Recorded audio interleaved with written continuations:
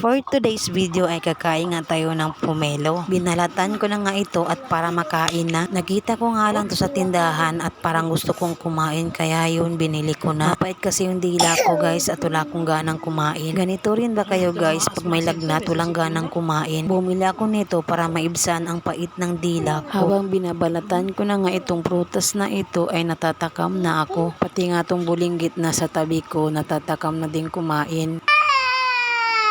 At syempre, kumuha itong bulinggit ko ng plato para may malagyan ako. Pinagbukod-bukod ko na nga ito para mabigyan ko na sila at para makakain na din kami. Natatakam na talaga ako guys kanina pa. Kayo ba guys, kumakain ba kayo neto kahit partner lang ay asin? May pumelong matamis, may pumelong maasim kaya titikman na natin guys. Sakto lang yung lasa niya guys, hindi maasim at saka hindi rin matamis. Kaya halina kayo at samahan nyo akong kumain guys. Hanggang dito na lang yung video ko guys, sana ay nagustuhan nyo. Thank you for watching.